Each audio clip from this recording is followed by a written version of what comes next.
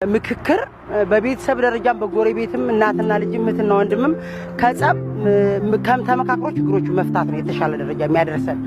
ኢትዮጵያ እየመከረች ያለችውም ከውጭም ከውስጥም ያለ ኃይልን ወደ ተሻለ መንገድ መጥቶ ኢትዮጵያን ወደ ሰላም ለማምጣት የተሻለ ስራ በመሰራት ላይ ነው ያለው። አሁን ባለበት ደረጃ ላይ ከጸብ ትርፍ የለውም፣ ኪሳራ ነው። ምክክር ግን ችግሮችን ለመፍታት ቅርብ ነው። አጠቃላይ ችግሮችን በውይይት መፍታት በጣም አስፈላጊ ነው ብዬ ነው የማምነው። ውይይት ከሌለ ምክክር ከሌለ መረዳዳት ከሌለ አገር ትፈርሳለች። አገር ፈረሰ ማለት ህዝብ ፈረሰ ማለት ነው። የምክክር ብዙ ዋጋ ጥቅም አለው። ለምን ታልተመካከረ አሁን ይሄ ህዝብ መኖርም መቋቋምም መብላትም መጠጣትም አንችልም። ምክክር ብዙ ውይይት ብዙ ነገር የመፍታት የመቋቋም ችሎታ አለው ብዬ ነው እኔ የምገልጸው። ሰዎች ዙሪያ አጠቃላይ የሚሸራሸሩ የተለያዩ ሀሳቦች ይኖራሉ። ያንን ችግሩን በአጠቃላይ በግልጽ በሆነ ውይይት መፍታት አለባቸው። ችግሮችን የሚፈጥሩ ውድመት ከማስከተሉ በፊት መጀመሪያ ችግሩን የት ጋር ነው ምንድነው መስተካከል ያለበት ብሎ ያንን መፍታት አለባቸው ብዬ ነው ማስበው። ከዚህ በፊት በነበረው መጨቃጨቅ ጻብም ባየ ነው በነበረው ሁኔታ ሴቶች ላይ ህፃናቶች ላይ በርካታ ችግሮች ደርሰዋል። የስነ ልቦና ችግሮች ደርሰዋል። መፈናቀል ተፈጥሯል። በኢኮኖሚ የተሻለ ደረጃ እንዳንደርስ ውድቀት አምጥቷል። ጦርነት፣ መጠላላት፣ መገፋፋት ኪሳራ እንጂ ትርፋማነት የለም። ስለዚህ ከዚህ በፊት ውጤት አላመጣም።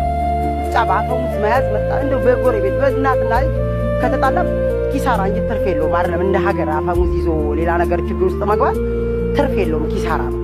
ስለዚህ ተመካክሮ ችግሮችን በጋራ መፍታት ውጤት ስለሚያመጣ በዛ ልክ ችግሮችን ብንፈታ ተመክክሩ ተውይይቱ ሰላም እንደ ሰላም ትልቅ የሰላም ዋጋ በጣም የሰላም ዋጋ በብርም አይገዛም በገንዘብም አይለወጥም። የሰላም ዋጋ በጣም ትልቅ በጣም ሰፊ ነው፣ በጣም ትልቅ ነው። ለምን ሰላም ከሌለ መኖር የለም። ውይይቱ በሰላም እንዲፈታ እንፈልጋለን። ሰላም ከሌለ ልማት የለም፣ ሰላም ከሌለ መውለድ የለም፣ ሰላም ከሌለ ትዳር የለም። ውይይቱ በጣም ጠቃሚ ነው ብዬ ነው እኔ እንደራሴ የማስበው። የትኛውም ችግር በውይይትና በምክክር የማይፈታ ነገር የለም። ቀጣይ ምን ከስራውን ነገር ነው ማየት ያለብን እንጂ አሁን ቆያው አይጠቅም ለኢትዮጵያ ስለማይገልጻት።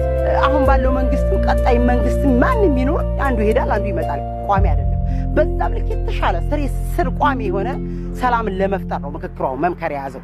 በዛ ልክ ውጤት እናመጣለን ብዬ አስባለሁ። ማህበረሰቡም ብዙ እሳቤ የምክክሩ ውይይት ተቀብሎ በምክክሩ መፈራረም፣ መወያየት፣ መስማማት ይፈልጋል ህዝቡ በጣም በተለይ ለየት ያለ ወጣት ምክክሩንና ውይይቱን ይፈልጋል።